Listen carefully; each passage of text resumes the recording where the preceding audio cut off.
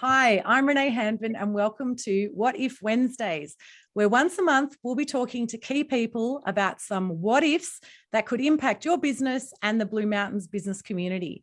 The purpose of this segment is to get you thinking about how to prepare yourself and your business for what lies ahead.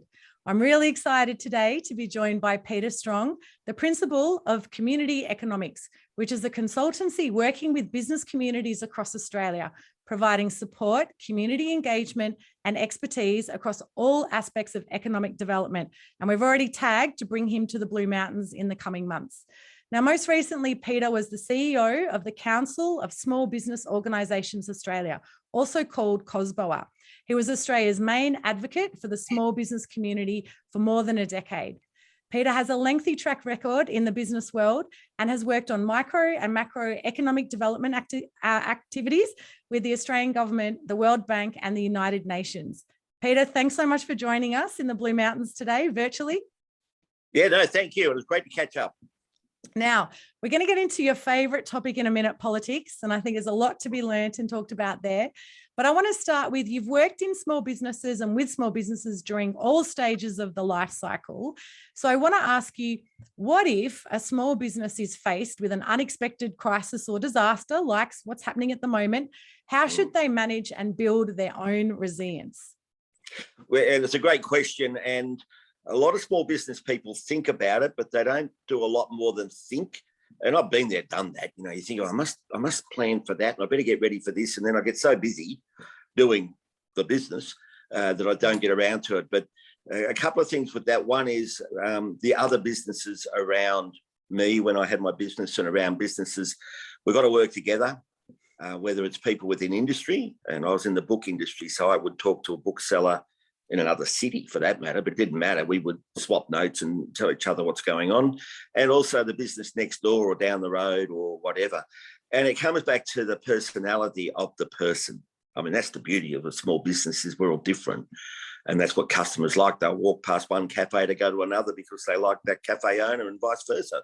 They'll walk past that cafe. So that's about me and my ability to communicate and talk and deal with the differences that we all have.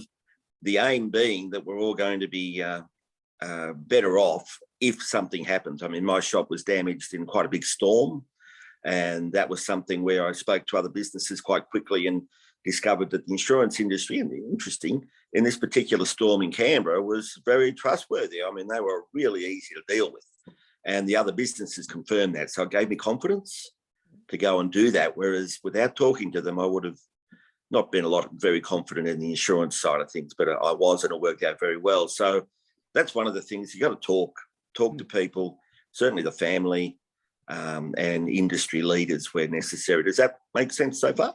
Yeah, 100%. And I love that because and I guess the whole project that we're delivering in the Blue Mountains is around building business community networks. And, you know, people build resilience, and connected communities are more resilient than affluent communities. There's a lot of research, and we have Professor Daniel Aldrich working on this project as well, who is the global expert in that space of community connections and social capital, he calls it. And I think, again, you know, I always like to think that when a disaster or disruption happens, the first person that's going to be there is likely your next door neighbor. So building those connections, and whether they're your competitor or whether they're a different industry or organization, I think there's so much value in connecting with them before and also learning from them as well, which seems to what you did with your bookshop, connecting with those in another city, and then also those in the same community as well. So I love that. Now, my second what if. So what if the traditional operating model of a business, so many small businesses operate pretty much the same. They have linchpins or, you know, one-man bands or a few team members in that. What if the business has been challenged by an ongoing disaster like COVID? And we'd like to think that we're nearing the end of COVID, but I think the reality is there's probably a bit more to come. What advice would you give businesses struggling to adapt? That's a big question. I mean, the learnings that we've had, and we all know this over the last couple of years, starting with the bushfires and then working its way through COVID, the lockdowns, the fear at the very beginning before the lockdowns was just that awful fear that we all had about what was going to happen. The lessons learned, is really interesting, is one, most businesses are fine. This is the real lesson that came out. And most of us deal with our employees quite well, and our employees deal with us quite well. Now, it's not perfect, never will be. I mean, we're talking about families here, but that's one of the things that came out, is work with each other on these sorts of things. Doesn't always work. People are looking after themselves, as they should in a crisis, but it's that family approach. What can we do together? How can I help you? And we saw, particularly in the bushfires, where business owners were going out and helping their staff put fires out around homes and ignoring their own home, and vice versa. This is where people come together. So I think it's building on that, recognising and acknowledging it. Very emotional times around these things. The next one is about understanding that communications is always imperfect. That's why what makes a good business is the ones who get on top of it and are always communicating and measuring their communications. But it's whether it's with your staff or it's with government or it's hearing what's going on, it's always imperfect, and double checking and triple checking. Through COVID, even now, I don't know about you, but it's still confusing. It's so confusing. And I'm working out of a travel agency because their business was going under. So they were renting out rooms to try and help them going. But I know, there's so many new rules and regulations relating to a business. And I think, to me, that's the hard part is, you have to comply with regulations, as you would know from the COSBOA work in advocacy and council. So there are regulatory requirements that businesses of all shapes and sizes, but I think in particular small businesses are really struggling with at the moment. That if they don't, there's the threat of the fines, or, they could get closed down. And then there's the, uncertainty is, if they have a customer, if they're tagged that someone's been in with it, then they're going to get shut down. And I think one thing too, Peter, which could be good for businesses to consider is if you can set up ways of doing business effectively in the everyday, then there's less to have to adapt. So if you spend a little bit of time working on your business, not just in your business, to set up some processes that enable you to keep trading or keep working if disruptions happen, then it means that you're not going to be as impacted when they do happen as well, which again is a different sort of capability and skill. Well, it is. And when you asked that other question about COVID, that's the first thing that went into my head. Same thing as, well, I've got to prepare for any change in business. And like, again, I come out of the book industry, but lots of industries are the same. So I remember when a huge bookshop opened in the mall nearby. Well, that was quite disruptive. And of course, I got the shock when ebooks were really taking off, when that dirty word Amazon and Book Depository came along, and I had to deal with that. So again, what you're saying is true. If I can plan and get ready for those sorts of things, which I didn't at the time because I didn't see them coming, and I should have, and I would have if I joined my industry association earlier, I might add. Anyway, that's my fault. But yeah, if I'd prepared, then other things would have been easier, because I would have thought about, what do I do if I have to lay staff off? What do I do if this happens? What do I do if my turnover drops quite suddenly, quickly? What do I do? How do I manage the rent? These are the sorts of things that I've learned to think about, and good business people do. But like I said at the beginning, is we know we need to do it, but we're so busy that we don't get around to it. I think we've learned the lesson now to get around to it. And I think we need to share with other businesses what we've done, just in case what we've done isn't good enough. And if it is good enough, well, the other businesses will think we're bonds of people. Exactly. And I think the whole premise of these what if conversations is to invite people like you to have those conversations, and just, teeny tiny small steps. I mean, we're not all going to be business continuity experts or risk management experts. Goodness me, there's no way I'd get through an hour of that kind of title. But to the same extent, there's little small steps and nuggets of information and some what if questions we can ask ourselves that mean we just change the way we do business a little bit. That means that we're going to keep doing business better. Yeah, can I just mention one thing that's really, over the last 5 years I was in the COSBOA job, was the importance of our community connections. A lot of businesses sponsor sports teams, as we know. They get involved with charities, as we know. They sit on the boards of these things. And I've spoken to some businesses who say, well, I don't do that for business purposes. I do it because it's the right thing to do. So I don't use it for my business. And I get that, right? They don't want to be seen as supporting a local charity because it's good for their business. They're doing it because it's right. Yet in times of crisis, I think the call out to the sports club saying, look, I'm struggling here. If anybody's got the ability to come and have my coffee or use my workshop or whatever it is, that would be really appreciated, because I mightn't be around if I can't survive. And if I can't survive, I can't keep sponsoring you. So Exactly. I don't think I don't think that's a bad thing to do. I think that's a good thing to do. And I think most people go, yeah, we don't want your shop, your business to close. We need you. Exactly. And I think that's so important. And I guess the role of businesses in communities, I think with the bushfires and also COVID have really perhaps had a different look at them, so that people are looking at businesses differently and the role that they play, because it's about delivering products and services. It's about employing people. It's about keeping money in the community, but it's also about supporting the local sports clubs and the charities and not-for-profits. So yeah, there's a lot of benefit to community well-being by investing in businesses that are resilient and thriving, and not just, for-profit businesses, because I think not-for-profits and social enterprises, even councils, they're still operating entities. They might not want to make a profit, but they certainly don't want to make a loss. So there's a lot. It's really good. The best communities are where the local government works with the community. Yeah. They don't see themselves as better than the business community. They see themselves as working with them and providing a service. And they know there's always done businesses out there. That's why you have regulators. Yeah. But best local governments work with us. Yeah, 100%.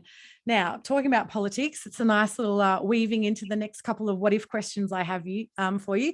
So a big focus of your time when you were at COSBOA, the Council of Small Business Organisations Australia, involved managing politics at all levels of government. And I've said to you many times, in fact, pretty much every time I talk to you, I'm really admire your approach to advocating for initiatives in the political environment, because you do it really effectively. You're always a big smile on your face and really positive, but you also get the hard messages through and have been an amazing advocate for small businesses. So you've made this, and this is obviously part of your consultancy work that you do at the moment.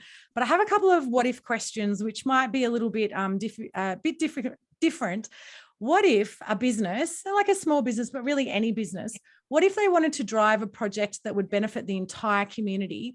How would they go about attracting supportive stakeholders, and in particular, potentially government or political funding? Well, first of all, because I have been around this for a long time, is make sure your business doesn't suffer.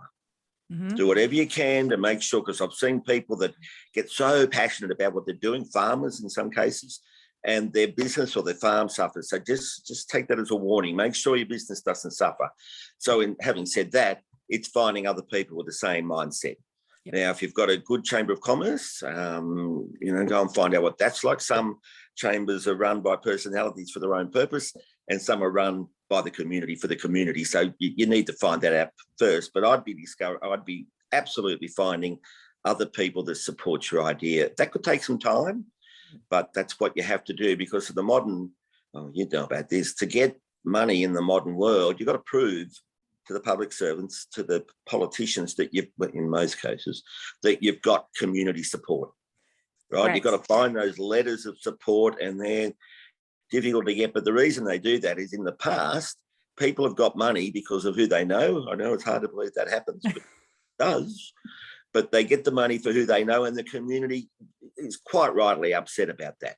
Yeah. So what more and more to protect themselves, and they should do it, is they say, no, we need to know that this is what the community wants, not something that you're just personally passionate about. But without your personal passion, it won't go anywhere.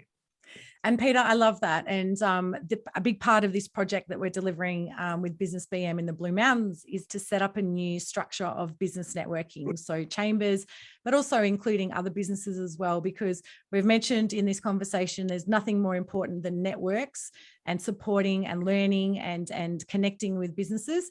And I think there's a really big opportunity for the Blue Mountains business community to play a real leadership role. And again, I'm super excited about the potential of bringing you up at some point next year when we have our initiatives to talk with the community and help ask them what they actually want it to be, because I don't want to build a business network that's, what I want. It's all got to be built around what the business people and the business communities want it to be. So there's some exciting stuff. So stay tuned because we'd love to get you involved. Now, my last what if. So what if, and this could be a slightly tricky one with some elections coming up soon. What if a business was asked to be involved in the launch of a political announcement? What are the pros and cons of lending your name and your reputation to such an announcement, especially during election campaigns?